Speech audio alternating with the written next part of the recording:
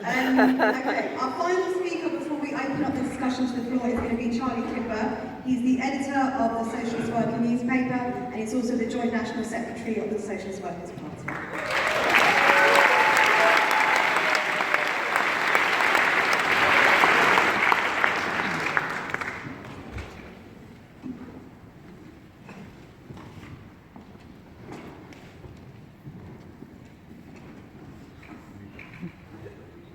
Well, thanks, comrades, and thanks to everyone who's come along tonight.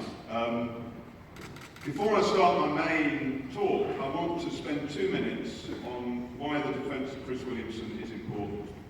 To be clear for the press, watching or in the hall, I haven't cleared this with Chris. He doesn't bear responsibility for what I'm going to say now. We come from different political traditions, so it's not him speaking, it's me speaking. But I do think it matters.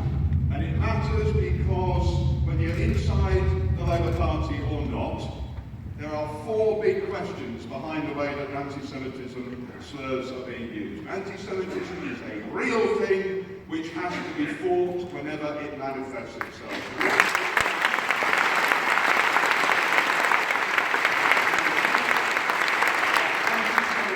Smears to carry out a political process. Number 1 is an attack on Jeremy Corbyn. They don't want to take him on over the health service, over the fact that you see last week a report that said 130,000 people had died early because of the austerity cuts in the National Health Service. They don't want to take him on over housing, they don't want to take him over tuition fees, they don't want to take him on over the question of climate change, and so they found baseless lies to use against Corbyn and the Labour left. Secondly, it's a weapon of distraction from the racism of the Tory party. Yes. There is an institutionally racist party in Britain. It's called the Conservatives.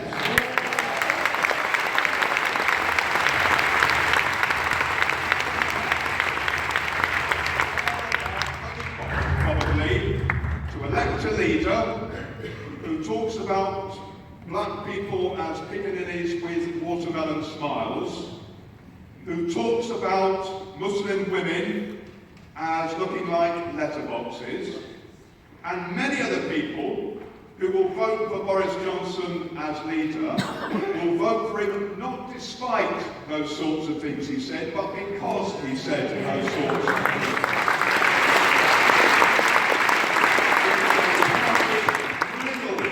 With Islamophobia, and a party that defended in Europe Viktor Orban, the most disgustingly anti-Semitic leader in Europe.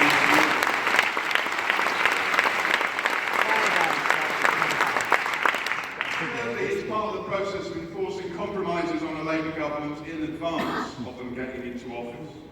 If they can force the compromises over the International Holocaust Remembrance Alliance definition and examples, if they can kick out people like Chris Williamson and activists of that sort, it will show how they can push back against the radicalism of the Labour Party and prepare for later.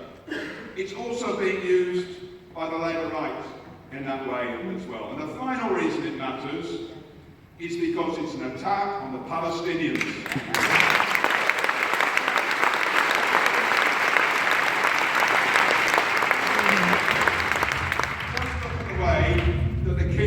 Gunned down in Gaza. Don't look at the oppression of the Palestinian that's existed since 1948.